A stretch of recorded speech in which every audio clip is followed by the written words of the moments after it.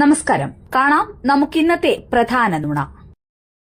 ഈ silver line എന്ന് പറയുന്നത് എന്ത് വന്നാലും ഇതിവിടെ നടപ്പാക്കാൻ സമ്മതിക്കില്ല.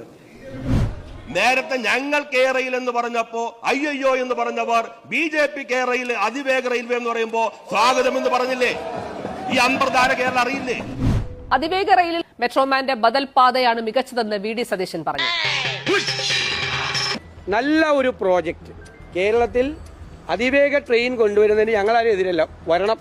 ഏത് നല്ല പദ്ധതി ആര് കൊണ്ടുവന്നാലും ഞങ്ങൾ അതിനെ പിന്തുണയ്ക്കുന്നു.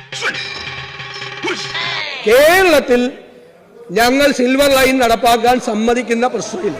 ഇന്നലെ പറഞ്ഞ കാര്യം ഘടകവിരുദ്ധമായത് ഇന്ന് ആധികാരികം വന്ന മട്ടിൽ അവതരിപ്പിക്കാൻ ഒരു സവിശേഷ സ്ഥിതി ഇപ്പൊ കുറെ കൂടി പ്രതിപക്ഷ നേതാവിന് ആർജിതമായിട്ടുണ്ട്. BJP നേതാക്കന്മാരെ തന്നെ കണ്ട് ഇത് മേടിച്ചെടുക്കുക.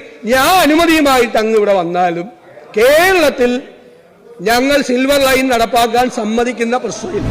ഇന്ന് അദ്ദേഹം പറഞ്ഞത് എന്താ? വേഗതയുള്ള ട്രെയിൻ വേണം കേരളത്തിൽ. അതിന് എന്തിനാ നമ്മൾ എതിർക്കേണ്ടത്?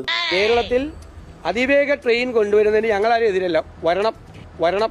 പ്രതിപക്ഷ നേതാവിന്റെ ഒരു പത്രസമ്മേളനം ഞാൻ നോക്കിയത്, ഇതൊന്നും നിങ്ങൾ കേട്ടു നോക്കൂ. സാർ, വന്ദേ ഭാരത് കേരളത്തിൽ വന്നാൽ തന്നെ ഈ സിൽവർ ലൈൻ ഒരു ഓൾട്ടർനേറ്റീവ് ആയില്ലേ?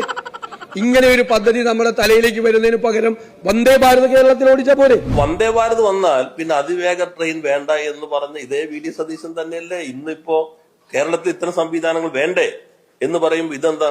എങ്ങനെയാ അദ്ദേഹത്തിന് ഇത്രയും താൻ പറഞ്ഞതിനെ ഒറ്റ നിമിഷം കൊണ്ട് മലക്കം പറഞ്ഞ് അത് വേറെ ആരോണോ എന്ന മട്ടിൽ പിറ്റേ ദിവസമൊക്കെ പ്രതികരിക്കാൻ കഴിയുന്നത്?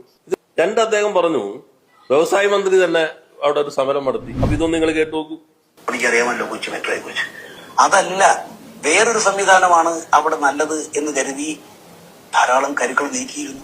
VM സുധീരൻ അന്നത്തെ KPCC പ്രസിഡന്റാണ്. അപ്പൊ ഞാൻ മെനഞ്ഞ കഥയാണ്. എന്തിനാ പ്രതിപക്ഷ നേതാവ് ഇത്രമാത്രം തരം താഴുന്നത്? ഇനി അന്ന് ഈ ശ്രീധരൻ പറഞ്ഞുകൂടി നോക്കിക്കോളൂ. രാജീവാണ് ആദ്യമായിട്ട് ഒരു മനുഷ്യച്ചങ്ങല സംഘടിപ്പിച്ചത്. അന്ന് ഞാൻ അത്രയ്ക്ക് അപ്രൂവ് ചെയ്തിരുന്നില്ല ഇതിൻ്റെ ആവശ്യമുണ്ടോയെന്നുള്ളത്.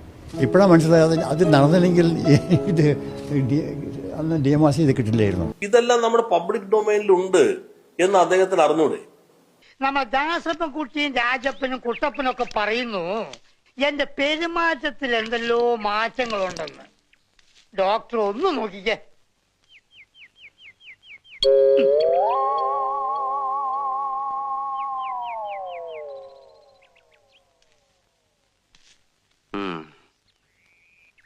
പെരുമാറ്റത്തിൽ ഇത്തിരി പ്രശ്നമുണ്ടല്ലോ.